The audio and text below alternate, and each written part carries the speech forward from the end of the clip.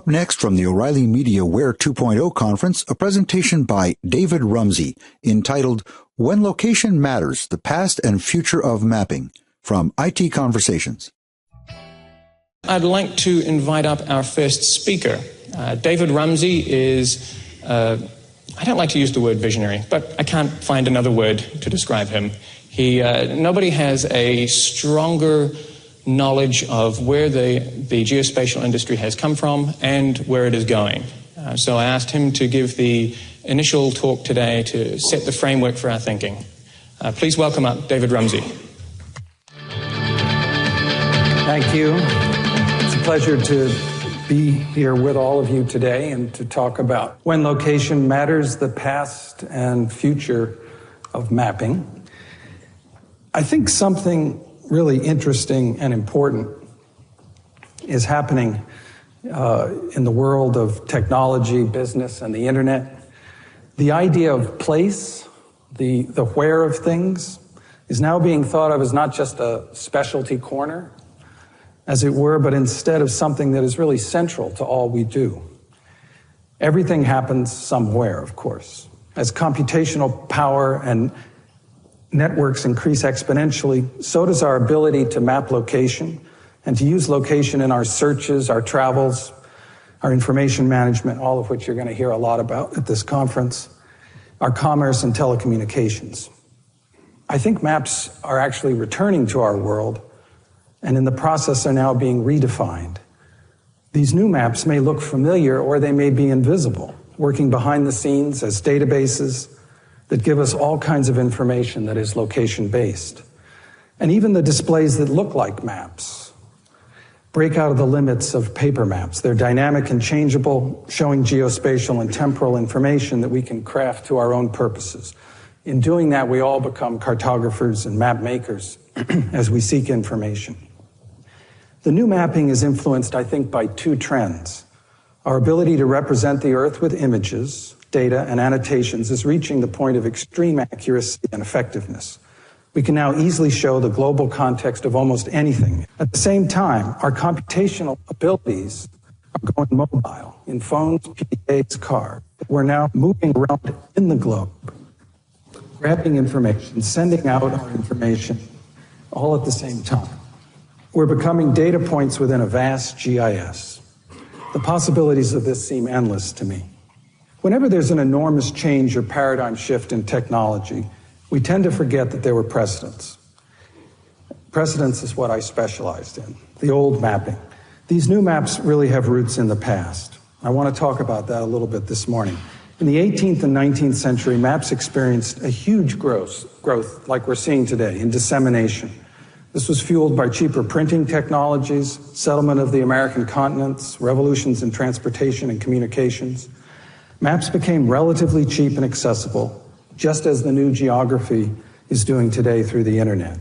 I think that looking at some of these roots can be useful to us, to help us see the forces at work in the past that drove mapping, technological, commercial, and political. In these forces and the way they shape location and how it's used in society, we can see some answers to how mapping concepts may develop in the present and the future. In the age of exploration, which I define roughly as 1500 to 1700, maps played a crucial role in dissemination, or hiding as the case may be, information about new discoveries. Maps from this early period can be seen as defining where things were on the globe in relation to each other. But using these maps and charts for actual measurement was difficult and generally not very accurate except for maps of cities and towns. Around 1700, things begin to change in a big way, and maps start to incorporate advances in science and trigonometric surveying, especially in France. These new maps were far more accurate in portraying space and location. They're getting close to being a scaled-down representation of real space. I see these maps as the forebears and beginnings of our modern maps and GIS. With new surveys in science, cartographers for the first time start creating maps that actually show the landscape as if we were standing in it. In France, where we're going now, the Cassini family, over 3 generations, started the first national survey using these trigonometric methods. This map that is blending in now is the whole series of triangles that start in Paris with the north and east-west meridians. And as you can see, they branch out over the whole country and tie together. It was extremely accurate, so accurate that when we blend it with a satellite view, it really works. So this really changed everything. With the Cassini Atlas published, I collected it as a collector, and I became very interested in how it was structured. You can see that this is the scheme, roughly 210 sheets covering the entire country, pulling it all together, published as individual gorgeous engraved copper plates from 1750 up to Napoleon's time. It was father, grandson, and great-grandson. It took over 60 years. Each sheet is really amazing. They're all at the same scale. This is the area around Paris. The detail's phenomenal. It's an amazing cultural record. So we knitted the whole thing together in one enormous image, 27 gigabytes in size, and put it on my map website. We showed this to the designers and programmers for Adobe Photoshop, and they said it was the largest image they'd ever seen in Photoshop. We were very proud of it. So as you zoom in now, you can see not just individual plates, but entire regions with all the plates joined together. And we can see as we zoom in right away that it fits, but these maps may have been made actually 30 years apart. So this is a little lesson for interoperability, so to speak. These maps actually play together over a long period of time.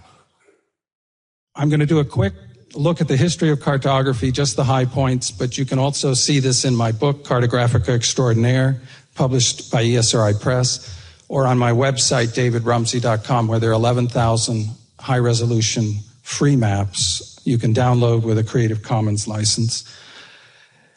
So starting in about 1700, explorations led by Cook, La Perouse, Vancouver, and others produced maps using these same tools that the Cassini family did. Here's Cook's voyage in the Pacific with his map of the Bering Strait, La Perouse's atlas of his maps all along the North and South American coast. Here is his map of Concepcion in Chile. They have soundings and depths, and then Vancouver's maps of the northwest coast of the Pacific. Here the area around north of Seattle and between Seattle and Victoria. These maps were really accurate. At the same time, you had a debunking of old myths like California as an island, which persisted for many, many years. Gradually, maps were published showing that this was not the case. Emmanuel Bowen in 1747 showed that Father Kino's travels determined that California was a peninsula. Then we have Lewis and Clark's journeys in the West at the same time. And Lewis and Clark ventured into the interior and began a process of really accurate mapping of the American West. This was continued by Fremont and others as they basically began to survey the entire western part of the continent. This is Lewis and Clark's map, Humboldt's map of New Spain, 1809, Fremont's amazing map showing just the country that he himself traveled. Then the triangulation that the Cassinis started is also shown in Hayden's Atlas of Colorado, the wonderful 40th Parallel Survey published in 1876 by King, and then the Wheeler Survey, which again, like Cassini, began to systematically map the entire American West. Here is the wonderful map of Yosemite Valley by the Wheeler Survey, 1882, and also William Henry Holmes's drawings of the Grand Canyon, published by the beginning of the U.S. Geological Survey, also 1882. Closer to the ground, land surveys in the 19th century began to help divide the country for settlement and political division by drawing patterns on the land. The notion of land ownership invades the West with sort of devastating effects on Native Americans. This is the first beginning of the township and range plat in Ohio, about 1814. Here we can see what happened with the Indians in Lewis and Clark's map of 1814. The Sisseton tribe and the Wapouton tribe are just ranging over large areas of land. By 1879, they've signed a treaty, and now they're represented by a polygon. This is sort of the American experience. Everything is rationalized, surveyed, contained. Also, we see the amazing growth of counties. Looking at this 1820 map of Illinois, we go to an 1823. We go from about 20 counties to over 100 counties in the space of just 50 years. Railroads come in, settlements, and maps show all this. At the same time, maps begin to show the third dimension, showing the shape of the land by experimenting with many different techniques.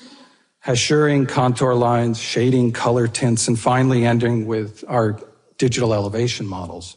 Here we see maps on their sides from 1778. Hachuring, the beginning of hachuring, 1816. And then hachuring on the left, a Civil War map, and then shaded contours on the right with crayon from the King survey. Hypsometric tints or colored tints to show altitude, and then finally satellite imagery. Also, maps showing the connections from place to place, roads, railroads, and so on start to come about. In 1802, this is one of the earliest guidebooks, sort of strip maps from Moore and Jones, the road from Philadelphia to Washington. Canals were detailed in this map by David Vance, 1825, the Erie Canal, which was brand new at that time. The railroad was completed in 69 from New York to San Francisco. That's shown in this railroad map. And then even time changed. With the railroad, we lost what was called solar time. This diagram of clocks shows that every town had its own time in the United States. There were no standardized time zones till after the railroads came in. Also, the beginning of networks of communication, American Telephone and Telegraph's modest long-distance network in 1891, with their bragging that you could go 500 miles and return in 5 minutes in their soundproof phone booth. Just 7 years later, in 1898, we see that the long-distance network has grown hugely, and now it's 1,000 miles and return in 5 minutes. So this is sort of the beginning of our internet connections. At the same time, we see that all of the urban centers just grow hugely in the 19th century. This is Boston on the left from the 1770s, and on the right in Rand McNally's map, it's shown in 1897. It's very much the town that it is today. Same for Washington, the original Ellicott plan on the left, 1795, and in the Rand McNally Atlas, the late 1890s, we can see it's grown hugely. We got bird's eye views to celebrate cities like St. Louis. This is a 22-foot wide bird's eye of St. Louis from 1876. Shows every building, every street, all the businesses. So how do these maps from the past relate to our concerns today? Concerns of how to incorporate location into our information technology.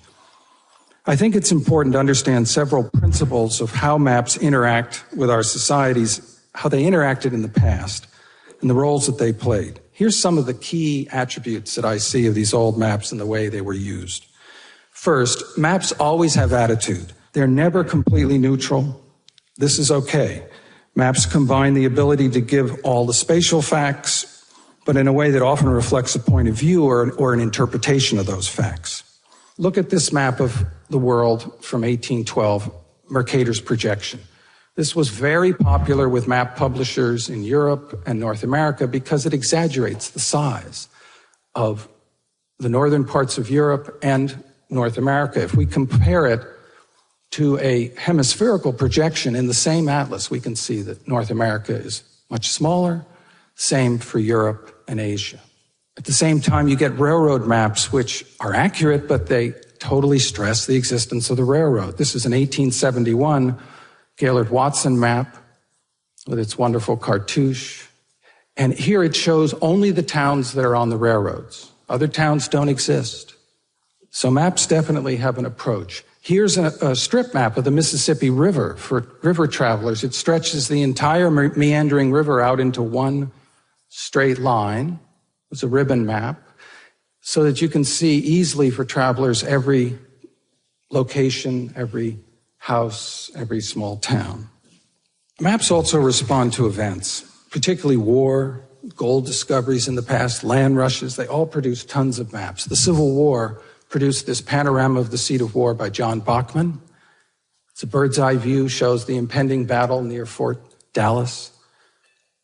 People would read these maps, read the newspapers, see what was going on, be able to get the location of things. Also, this same series showed an ongoing battle at Fort Donelson. You could fit all three together and get an amazing panorama of the entire East Coast. The gold rush in California produced this broadside, how to get to the gold regions by taking routes around South America or through the Panama Canal, and then it shows the gold region itself in brilliant gold. Maps always struggle to be useful, especially at the local level. Guides, directories, they all try to help the user navigate and find information. The current fascination with storefronts, and you're going to hear more about that today, has precedent in the past. This is the Illustrated Directory of San Francisco, published in 1895. It showed every street front, every business. It is, in fact, the last record of the historical city before the earthquake.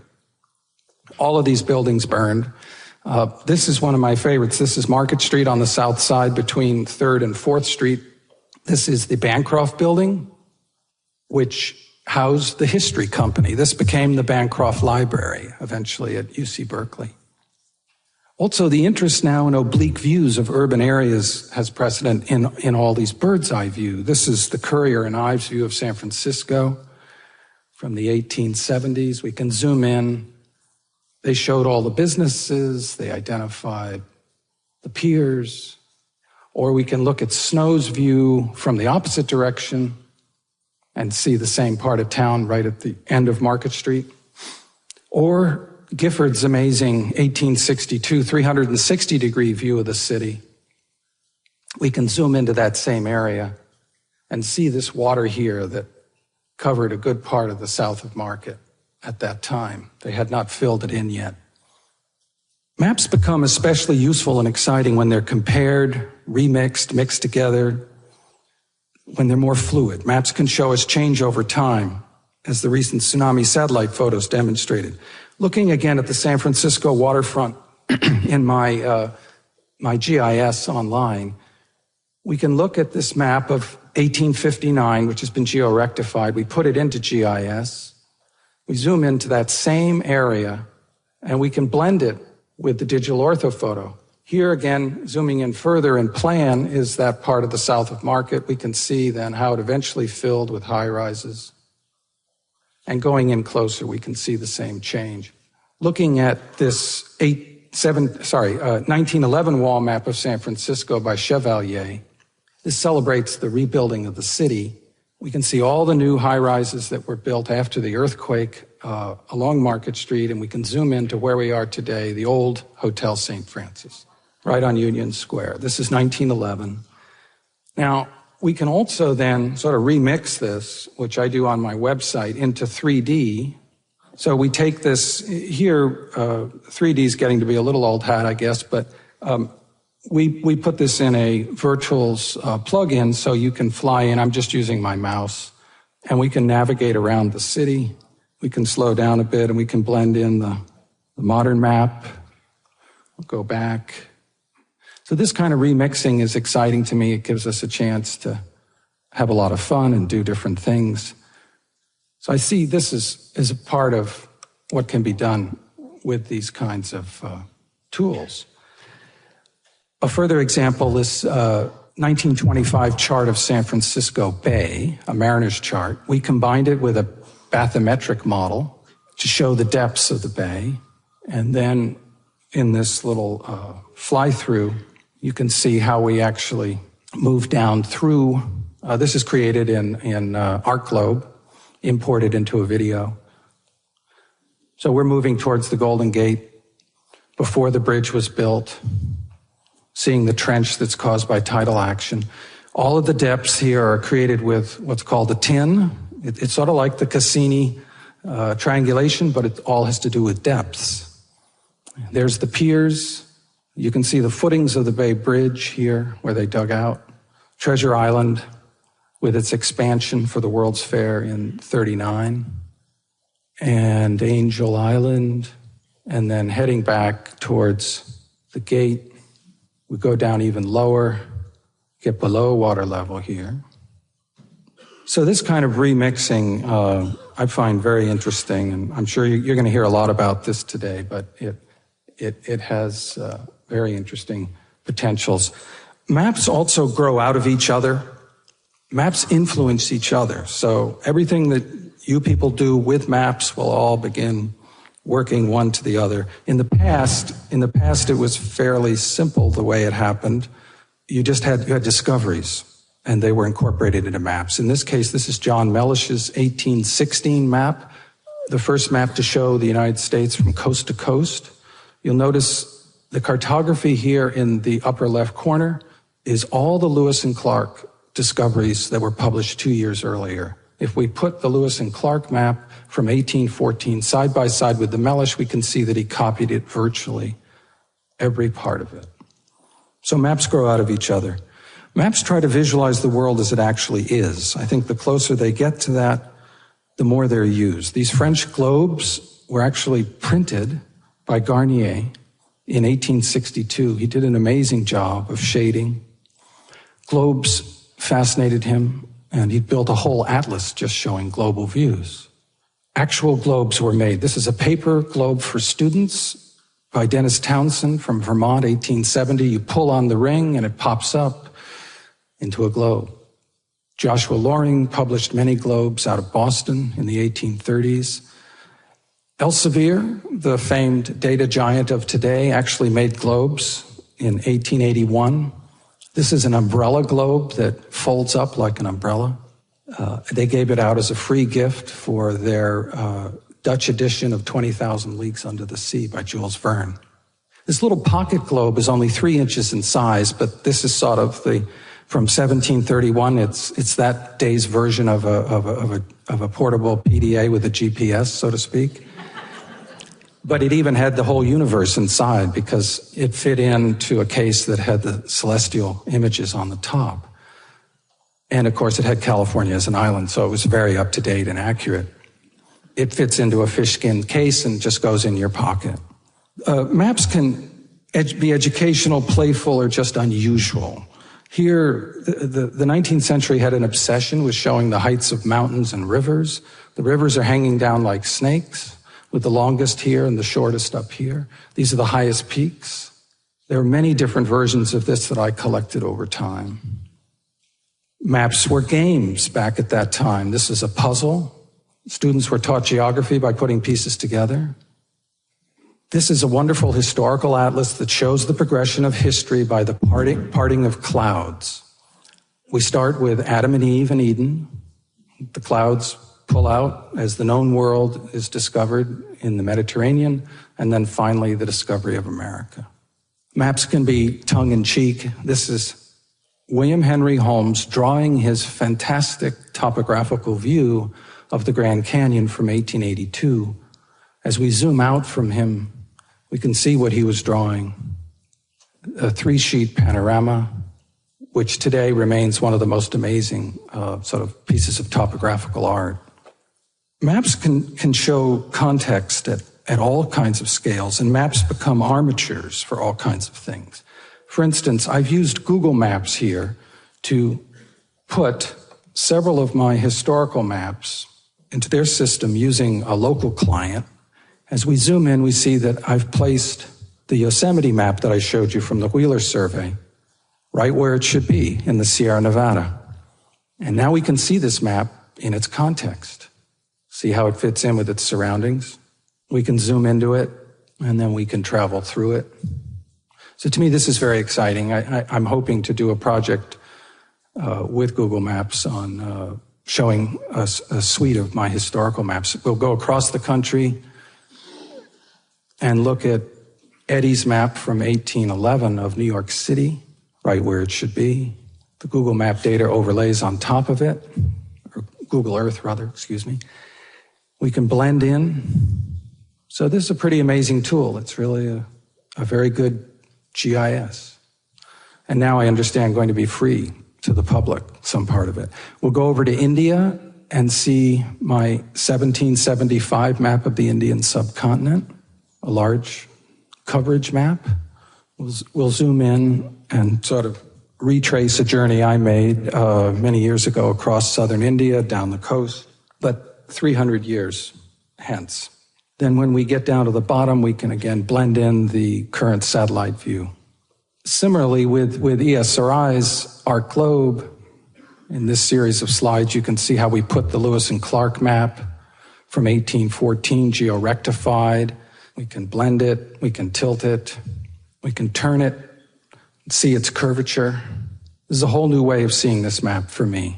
We can look back and see their entire journey, and then we can take the world at night layer from ESRI's data set, blending it in and see dramatic evidence of how settlement followed their journey. Maps also have been about text, but usually it's been the text next to the maps. In this case, these are texts describing these maps. Now we're going to be able to have the maps be about the text themselves. You'll hear more about this today. We can place textual objects in maps, photographs in maps, and so on. Maps can also just be very beautiful, as you'll see from this sort of short sequence. For me, the science itself that's expressed in these maps I've been showing you this morning is artistic, and their increasingly accurate depiction of space and place is the fusion of science and art together. It's a precursor of many of our notions of combining art and technology today. As I said before, I see this period as the foundation of our modern GIS mapping, and the beginning of the use of systematic approaches to mapping. So these are some of the lessons we can learn from the old maps.